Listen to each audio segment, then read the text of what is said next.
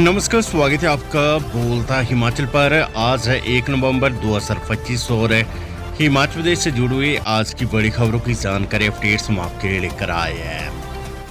हमेशा की तरह आप इस वीडियो को लाइक कर दीजिएगा। चैनल पर नहीं जुड़े, चैनल को आप सब्सक्राइब जरूर करें।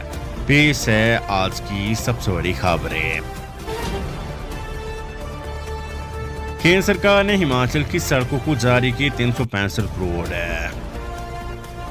लोक निर्माण मंत्री विक्रमादित्य सिंह के प्रयासों के बाद सड़कों को चकाचक करने के लिए केंद्र सरकार ने 365 करोड़ रुपए की पहली किस्त जारी की है।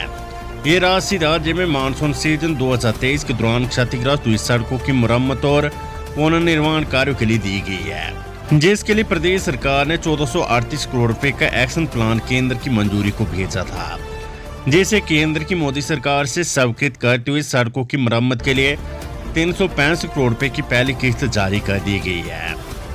लोक निर्माण विभाग ने अब क्षतिग्रस्त सड़कों की मुरम्मत के लिए टेंडर आमंत्रित की है। ऐसे में सड़कों की चकाचक होने से न सिर्फ परिवहन व्यवस्था सुचारू होगी, बल्कि पर्यटन और ग्रामीण अर्थव्यवस्था को भी नई गति मिलेगी। हिमाचल पुलिस विभाग में सख्ती से लागू होगी ई-ऑफिस प्रणाली। हिमाचल प्रदेश पुलिस विभाग में शनिवार यानी 1 नवंबर से ई-ऑफिस प्रणाली को सख्ती से लागू किया जाएगा। इसको लेकर पुलिस मुख्यालय ने नए सिरे से कार्यालय आदेश जारी की है। इसके तहत अब पुलिस मुख्यालय के साथ आधिकारिक पत्राचार केवल ई-ऑफिस के माध्यम से ही किया जाएगा, तथा किसी भी प्रकार का भौतिक डाक या फाइल मूवमेंट पूरी तरह से बंद रहेगा। स्वास्थ्य सेवाओं की बेहतरी के लिए ऋण लेकर परियोजना स्वीकृति डॉक्टर धनीराम शांडिल। स्वास्थ्य मंत्री कर्नल धनीराम शांडिल ने कहा है कि राज्य सरकार ने स्वास्थ्य सेवाओं की बेहतरी के लिए ऋण लेकर जायका के माध्यम से परियोजनाओं को स्वीकृत की है। इस तरह राज्य सरकार सभी मेडिकल कॉलेजों, क्षेत्रीय अस्पतालों एवं स्वास्थ्य संस्थानों को सुदृढ़ करने के लिए काम कर रही है। उन्होंने आरोप लगाया कि इस बारे में भाजपा सांसद झूठा श्रेय लेने का प्रयास कर रही है। डॉक्टर धनीराम शांडिल ने कहा है कि जायका परियोजना का सफल क्रियान्वयन राज्य सरकार ऋण लेकर कर रही है, न कि केंद्र सरकार की ग्रांट से। उन्होंने कहा है कि वर्तमान राज्य सरकार ने स्वास्थ्य क्षेत्र में सुधार के लिए एक व्यापक परियोजना तैयार की है, जिसकी फंडिंग जायका के माध्यम से की जा रही है। अब रोहडू के खड़ापानी स्कूल में बच्चे को पीटने का आरोप, कान से निकला खून, विभागीय जांच शुरू। उपमंडल रोहडू की बलून पंचायत के खड़ापानी स्कूल में पहली कक्षा में पढ़ने वाले बच्चे की पिटाई का मामला सामने आया है। परिजनों की ओर से सोशल मीडिया पर लगाए गए आरोप के आधार पर विभागीय जांच शुरू हो गई है। लोगों की ओर से इसकी सूचना पुलिस को दी गई है। अभिभावकों ने आरोप लगाया कि स्कूल में एक व्यक्ति बच्चों को स्वेच्छा से पढ़ाने आता है। करीब 5 दिन पहले उसने बच्चे का कान जोर से पकड़ लिया, इससे कान से खून निकल गया। 3 नवंबर से नहीं चलेगी प्राइवेट बस से ड्राइवर कंडक्टर यूनियन शुरू करेगी अनिश्चितकालीन हड़ताल। शिमला शहर में आम लोगों की मुश्किलें बढ़ने वाली, क्योंकि 3 नवंबर से शिमला शहर में निजी बसें नहीं चलेगी। शिमला सिटी निजी बस ड्राइवर कंडक्टर यूनियन ने अनिश्चितकालीन हड़ताल पर जाने का फैसला लिया है। ये फैसला प्रशासन और HRTC द्वारा पुराने वायदे को पूरा न करने के विरोध में लिया गया है। इस हड़ताल के कारण हजारों दैनिक यात्रियों, छात्रों और कर्मचारियों को भारी परेशानियों का सामना करना पड़ सकता है। सीएम सुक ने वर्चुअल किए 29.50 करोड़ रुपए की विकासात्मक परियोजनाओं के लोकार्पण और शिलान्यास।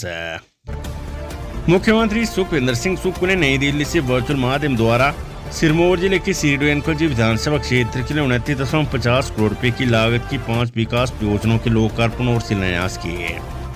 मुख्यमंत्री ने संगड़ा तहसील के मैनाबाग में 647 करोड़ रुपए की लागत से निर्मित राजकीय औद्योगिक प्रशिक्षण संस्थान भवन और नौरादार में 2.20 करोड़ रुपए की लागत से निर्मित सब मार्केट यार्ड चरण 1 का उद्घाटन किया।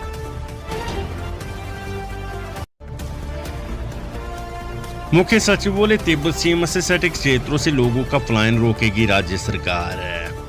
सीमा से सटे तिब्बत के लोगों का पलायन रोकने के लिए प्रदेश सरकार योजना तैयार कर केंद्र सरकार को भेजेगी।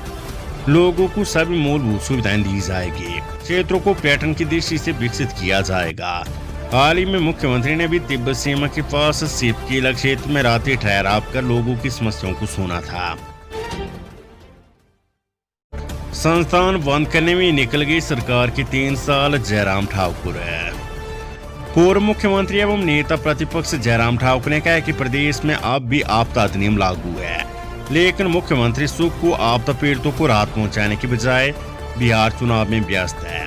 जयराम ने कहा है कि सुक्खू के 3 साल का कार्यकाल राज्य में संस्थान बंद करने में बीत गया है। उनकी सरकार के समय शुरू हिमकेर, जनमंच और सारा जैसी कई योजनाएं बंद कर दी गई है, लेकिन खुद कोई भी काम शुरू नहीं कर सके है।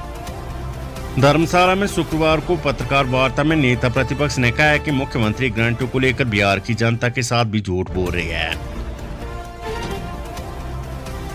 चंबा के प्रवेश द्वार पर कार से शराब की खेप बरामद, तो 2 युवक गिरफ्तार है। चंबा जिले में शराब माफिया पर पुलिस ने एक और बड़ी कार्रवाई की है। जिले के प्रवेश द्वार तूनुहट्टी में पुलिस ने नाकाबंदी के दौरान एक कार से देसी शराब की खेप बरामद की है। पुलिस ने मौके से 108 बोतलें शराब जब्त कर कार सवार 2 युवकों को गिरफ्तार कर लिया है। भूमि खरीद के नाम पर ऑस्ट्रेलिया की महिला से 30 लाख रुपए की ठगी। हिमाचल प्रदेश न्यायिक दंडाधिकारी प्रथम श्रेणी कांगड़ा के आदेशों पर पुलिस थाना गग्गल में धोखाधड़ी का मामला दर्ज किया गया है। इसमें विदेशी महिला के साथ जमीन में निवेश करवाने को लेकर 30,50,000 रुपए की ठगी का आरोप है। मामले में 2 लोगों के खिलाफ इस धोखाधड़ी का मामला दर्ज किया गया है। मामला दर्ज होने के बाद पुलिस ने इस संबंध में जांच आरंभ कर दी है। बेमले की मौत मामले में एएसआई पंकज को उच्च न्यायालय से मिली सशर्त जमानत है। हिमाचल प्रदेश पावर कॉर्पोरेशन के चीफ इंजीनियर बेमलेगी की मौत मामले में एएसआई पंकज को उच्च न्यायालय से सशर्त जमानत मिल गई है। 14 सितंबर को सीबीआई ने सबूतों से छेड़छाड़ के आरोप में निलंबित एएसआई पंकज को गिरफ्तार किया था। शोभा यात्रा के साथ अंतर्राष्ट्रीय श्री रेणुका जी मेला शुरू, सीएम की जगह उद्योग मंत्री ने दिया देवपाल की को कंधा। भगवान परशुराम जी की भव्य शोभा यात्रा के साथ शुक्रवार को अंतर्राष्ट्रीय मेला श्री रेणुका जी का आगाज हुआ। चौपर में तकनीकी खराबी आने के कारण मुख्यमंत्री सुख को निर्धारित समय पर ददाऊ नहीं पहुंच पाए, लिहाजा उद्योग मंत्री हर्षवर्धन चौहान ने विधानसभा उपाध्यक्ष विनय कुमार के साथ पूजा अर्चना कर भगवान परशुराम जी की पालकी को कंधा देकर शोभा यात्रा का शुभारंभ किया। इसी के साथ 6 दिवसीय मेला शुरू हो गया है। उप प्रधान को मारा था थप्पड़, कारावास की सजा को ऊपरी अदालत ने किया रद्द।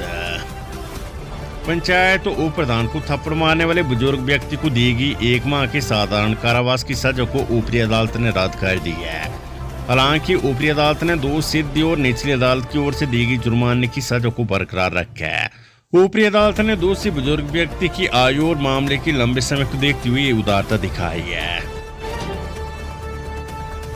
चुनाव में महिला मंडलों को 50-50 हजार देने के आरोप पर सरकार और केसीसी बैंक को नोटिस जारी।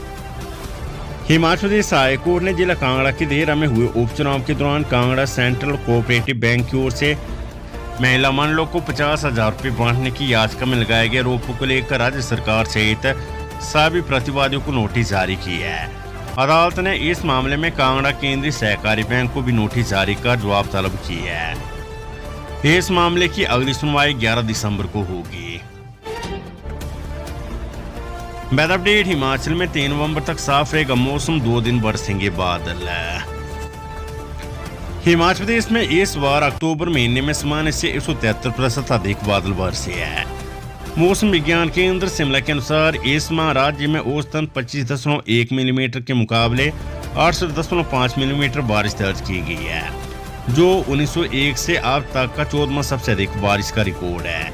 ये वर्ष 2005 के बाद का सबसे ज्यादा अक्टूबर माह का वर्षा आंकड़ा है, जब राज्य में 413.5 मिलीमीटर बारिश हुई थी। राज्य में शुक्रवार को पहाड़ी और मध्य पर्वतीय इलाकों में धूप खिलने से मौसम सुहावना बना रहा। दिन भर निकली हल्की गर्म धूप ने ठंड से राहत दी है। सुबह शाम की टिटोरन के बावजूद लोगों ने दिन के समय धूप का खूब आनंद लिया। वहीं मैदानी इलाकों में कुछ स्थानों पर कोहरे का असर देखने को मिला है। मौसम विज्ञान केंद्र शिमला ने बताया कि 3 नवंबर की रात से पश्चिमी विक्षोभ सक्रिय होने की संभावना है, जिसके चलते 4 नवंबर को मैदानी और मध्य पर्वतीय इलाकों में मौसम साफ रहेगा, जबकि ऊंचाई वाले इलाकों में हल्की बारिश बर्फबारी होने के आसार है। वहीं 5 नवंबर को पूरे प्रदेश में बारिश और बर्फबारी होने की संभावना जताई गई है। इस दिन लाहौल स्पीति, किन्नौर और चंबा के ऊंचे इलाकों में ताजा हिमपात हो सकता है, जिससे ठंड में और इजाफा होगा। उसके बाद 6 नवंबर से फिर से पूरे प्रदेश में मौसम साफ रहने की उम्मीद है।